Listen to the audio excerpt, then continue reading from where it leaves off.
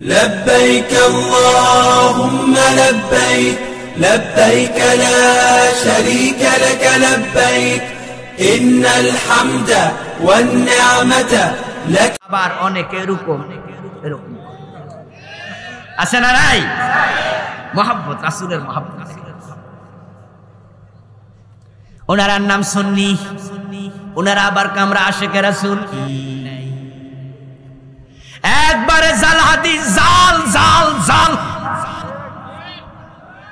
আসসালামু আলাইকুম ওয়া রাহমাতুল্লাহি ওয়া বারাকাতুহু। আলহামদুলিল্লাহ, আজকে আলোচনা করব যখন আজান হয়, আজান দেওয়ার পরে যখন মুয়াজ্জিন বিশ্বনবীর নাম যখন বলে, সেই নামটা শোনার পরে আমরা কি করি, যে মুখে কি নিয়ে একটা চোখে চুম্বন দিই আল্লাহ রসুলের নাম শোনা মাত্র।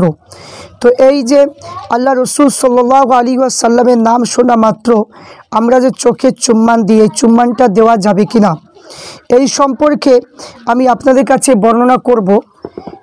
আমরা যারা ফুরফুরা শরীফকে ভালোবাসি, আমরা দাদা হুজুরকে ছাড়া চিনি না, সেই সমস্ত মানুষ দেখে বলবো যে আপনারা মুজাদ্দিদুজ্জামানের কথা শুনবেন না এখন বর্তমান সময়ে কিছু কি নামধারী ফুরফুরা লেবাসধারী কিছু মুফতি মাওলানা কিছু মানুষ এবং আহলে হাদিস মাযহাবী কিছু নামধারী দেওবন্দি এদের কথাগুলো শুনবেন।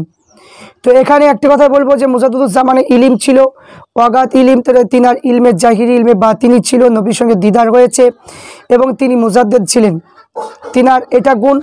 আর যারা বলছে যে এই নবীর নাম শুনে চোখে চুম্বন করা যাবে না, এরা ইলমে জাহিরি অর্জন করে মুফতি হয়েছে কিন্তু বাতিনি নেই, নবীর সঙ্গে দিদারও করতে পারেনি, মুমিন ব্যক্তি এখনো হতে পারেনি। তাহলে এদের কথা শুনবেন, বিচার আপনাদের। তাই প্রত্যেককে বলবো যে মুজাদ্দিদুজ্জামানের কিতাবগুলো বাড়িতে রাখুন এবং কিতাবগুলো পড়ুন, এখন ফিতনা শুরু হয়ে গিয়েছে। তাই আমরা মুজাদ্দিদুজ্জামান ছাড়া আমরা কাউকে বুঝি না, সে যত বড় মুফতি আল্লামা হোক না কেন, আমরা কারো কথা শুনবো না।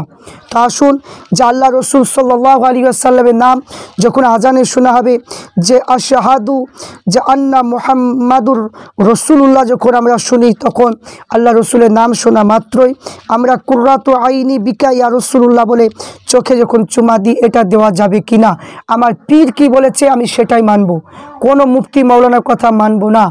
যারা ফুরফুরা কি লেবাস ধরে, ফুরফুরা কি যে নাম নেওয়ার জন্য ফুরফুরাকে ভালোবাসি বলে, কিন্তু দেখা যাচ্ছে তারা কি এত ফিতনা শুরু করছে, ফুরফুরার বিপরীত তারা ফতোয়া দিচ্ছে। তাহলে আসুন আমরা দেখি যে একটা কথা মনে রাখবেন যে জয়ীফ হাদিস দুর্বল হাদিসগুলো আমলের ক্ষেত্রে ব্যবহার করা এটা জায়েজ আছে। তো আসুন আমরা সেই সম্পর্কে দেখব যে তরিকুল ইসলাম এই কিতাব থেকে, তারপরে হানাফি ফিকহ তত্ত্ব এই কিতাব দেখব এবং ফতোয়া সিদ্দিকিয়া এই কিতাব থেকে দেখব। ফুরফুরা অনেক কিতাবের মধ্যে রয়েছে, আমি এই তিনটি কিতাব থেকে আমি আলোচনা করব। তো আসুন আমরা প্রথমে দেখব যে আল্লামা রুহুল আমিন বসিরহাট রহমাতুল্লাহ আলাই, তিনি এত বিখ্যাত আলেম ছিলেন যে আলেম এখন কিয়ামত পর্যন্ত এরকম আলেম হতে পারবে না, যিনাকে মুজাদ্দিদুজ্জামান বড় মৌলানা আল্লামা হিন্দ বলেছেন। তো তিনার কিতাবে আমরা দেখব, তা তিনার কিতাবের মধ্যে তিনি লিখেছেন, সুন্দরভাবে বর্ণনা করেছেন। তাহলে আমরা যে আল্লামা রুহুল আমিন বসিরহাটি রহমাতুল্লাহ আলাই হুজুরের কথা শুনবো না এই বর্তমান সময়ে এই মুফতিদের কথা শুনবো? আল্লামা রুহুল আমিনের চাইতে কি এরা বড় আলেম? আপনারা সাধারণ মানুষ বিচার করুন। তো আসুন আমরা দেখি যে ৭৪ পৃষ্ঠার মধ্যে লিখেছেন যে মাসলা, প্রথমবার যে আশহাদু আল্লা ইলাহা ইল্লাল্লাহ বলার সময় সাল্লাল্লাহু আলাইকা ইয়া রাসূলুল্লাহ, যে সাল্লাল্লাহু আলাইকা ইয়া রাসূলুল্লাহ এবং কুররাতু আইনি বিকা ইয়া রাসূলুল্লাহ এবং এটা বলতে হবে, এবং আল্লাহুম্মা মাত্তিনি বিসমি ওয়াল বাসারি এটা বলা হচ্ছে মুস্তাহাব। এবং কি বললেন যে কুররাতু আইনি ইয়া রাসূলুল্লাহ, তারপর দুইটি বৃদ্ধ আঙ্গুলে নখ দয় দুই চোখে রাখিয়া আল্লাহুম্মা মাত্তিনি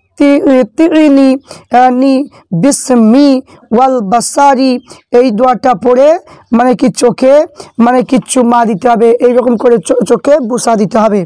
তাহলে আল্লামা রুহুল আমিন বসিরহাট রহমাতুল্লাহ আলাইহি তিনি তিনার কিতাবের মধ্যে লিখলেন যে প্রথমবার যখন আল্লাহ রসুলের নামটা আসবে যে আশহাদু আশহাদু আল্লা ইলাহা ইল্লাল্লাহ, তারপরে আশহাদু আন্না মুহাম্মাদার রাসূলুল্লাহ যখন আসবে সেই সময় আপনার মানে রসুলের নাম শোনা পরে দোয়াটা পড়ে চোখে চুমা দিতে হবে।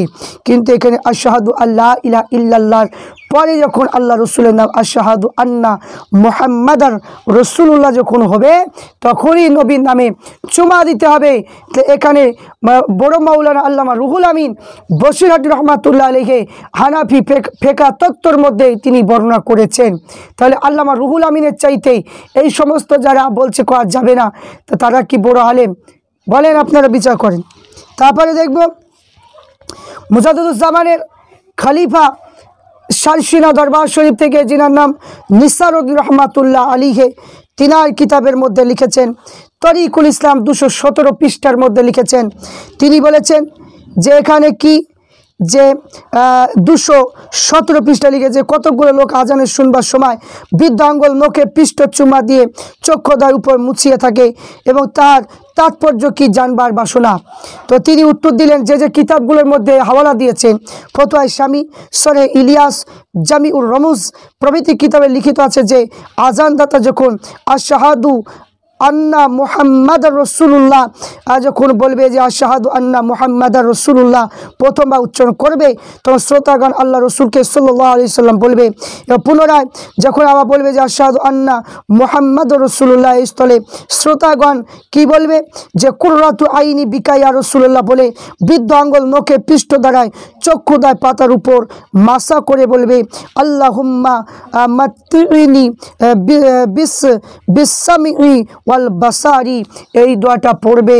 তাহলে এখানে বোঝা গেল পড়বে, কিন্তু স্বামী কিতাবে ফেরদৌস কিতাবে লিখিত আছে বৃদ্ধ আঙ্গুল নখের পৃষ্ঠ দেশে কলেমা শ্রবণ চুম্বন করলে আল্লাহ রসুল সাল্লাল্লাহু আলাইহি সাল্লাম তাকে বেহেশতে দিকে টেনে নিয়ে যাবে। সুবহানাল্লাহ সুবহানাল্লাহ। তারপরে আবার প্রশ্ন করা হয়েছে যদি কেউ চুম্বন করে চক্ষুদ্বয় উপর মোসা করে তবে কি অন্যায় হবে? কেউ যদি মানে কেরকম করে যদি চুমা দেয় তাহলে কি কোনো অসুবিধা হবে? তো এই সম্পর্কে নিসারউদ্দিন রহমাতুল্লাহ তিনি উত্তর দিলেন যে যদি কেউ উল্লেখিত দোয়া পড়ে নখে চুম্বন করে চক্ষুদ্বয় উপর বুলিয়ে নেয় তাহলে কোনো অন্যায় হবে না, বরং ভালো হবে। তারপর কিতাবে মর্মে জানা যায় আল্লাহ রসুল সাল্লাল্লাহু আলাইহি ওয়াসাল্লাম বলেছে যে ব্যক্তি আজানের কলেমা শুনে নখদ্বয় পৃষ্ঠদেশ চুম্বন করবে কিংবা উক্ত দোয়া পড়ে নখ দ্বারায় চক্ষু মুছবে তাহাকে আমি বেহেশতের দিকে টেনে লয়ে যাব। এই দোয়ার নখ চুম্বন করা শুধু আজানের জবাব দেওয়ার জন্য, একামতের জন্য নয়। তাহলে আজান যখন আজানে দিতে হবে কিন্তু একামতের দেওয়া যাবে না, সেটা হলো ফতোয়ায়ে শামী কিতাবে লেখা আছে। তারপরে এখানে বলা হলো কোন কোন কিতাবে নাকি লিখিত যেটা সহিহ হাদিস বা এইরূপ চুম্বন বা দোয়া পড়া কোনো প্রমাণ নেই। এই সম্পর্কে নিসারউদ্দিন রহমাতুল্লাহ আলাইহি বলল যে ফতোয়ায়ে শামী কিতাবে আজানের বিবরণে প্রথম ভাগে লিখিত আছে যঈফ হাদিসের প্রকাশ অবলম্বনে নেক কাজ করা জায়েজ আছে, কিন্তু অতএব যদি কোনো কোনো কিতাবে যঈফ হাদিসের প্রমাণ বিষয় বলে প্রকাশ করেন তবে এইরূপ চুম্বন করলে ওই দোয়া পড়লে নেকি পাবে, নেকি পেতে পারে। তাহলে এখানে কি বললেন যে নেকি পাবে, তাহলে আমরা এই কাজটা করব। তারপরে এখানে যে মানে কিতাবটা ফতোয়ায়ে সিদ্দিকিয়া যে কিতাবটা লিখেছেন নিসারউদ্দিন রহমাতুল্লাহ আলাইহি, তিনি মানে কি এখানে প্রশ্ন আনা হয়েছে আজানের সময় রসুলের পাক সাল্লাল্লাহু আলাইহি ওয়াসাল্লামের নাম শুনে কতকগুলো বৃদ্ধাঙ্গুল দ্বয় পৃষ্ঠদেশে চুম্বন করতে চক্ষুদ্বয় মুছে দেওয়া দলিল কি? তাফসীর রুহুল বায়ান 3য় খণ্ডে এখানে লেখা হয়েছে যে কি যে ইন্নাল্লাহা ওয়া মালাইকাতুহু ইউসাল্লুনা আলান নবী ইয়া আইয়ুহাল্লাযীনা আমানু সাল্লু আলাইহি ওয়া সাল্লিমু তাসলিমা, যে নিশ্চয় আল্লাহ তাআলা ফেরেশতাদের গণ এবং আল্লাহ রসুল সাল্লাল্লাহু আলাইহি ওয়াসাল্লামের উপর দুরূদ শরীফ পাঠ করেন যে হে মুসলমানগণ তোমরাও আল্লাহ রসুলের উপর দুরূদ শরীফ পাঠ করো। এই আয়াতের তাফসীর রুহুল বায়ানে লিখেছে যে উত্তম রূপে আঙ্গুল চুম্বন করা সম্বন্ধে হাদিস বর্ণনা আছে, তা সহিহ কিনা তা প্রমাণ নেই, কিন্তু অতএব এবার চুম্বন করা মানে কি চুম্বন করা মাকরু। পুনরায় লিখেছেন যে কোনো মুস্তাহাব বিষয় আমল করার জন্য যঈফ দুর্বল হাদিস অবলম্বন করা জায়েজ আছে, কিন্তু এখানে কাস্তানি ফকি ও মুস্তাহাব এখানে বলেছেন। তাহলে এখানে কি বললেন যে মুস্তাহাব বলেছেন, তাহলে আমরা ফতোয়া সিদ্দিকিয়ার মধ্যে দেখলাম যে এটা হলো মুস্তাহাব। জয়ীফ হাদিস বা দুর্বল হাদিসগুলো আমল করার জায়েজ আছে, এতে মানে কি নেকি হবে। তো এক কথাই হলো যে এখানে দুটো মানে কি পর্যায়ে পাওয়া যায়, যে একটা সহি কিনা এই সম্পর্কে প্রমাণ মানে কোনো প্রমাণ মানে কি নেই বলে, এবং মানে চুম্বন করা মাকরু মানে কি বলেছেন, এবং কিন্তু পুনরায় লিখেছেন, আবার পুনরায় লিখেছেন যে কোনো মুস্তাহাব বিষয়ে আমল করার জন্য জয়ীফ দুর্বল হাদিস অবলম্বন করা জায়েজ আছে। এখানে আমরা বুঝতে পারলাম জয়ীফ এবং হাদিস মানে কি আমলের ক্ষেত্রে মানে করা যায়।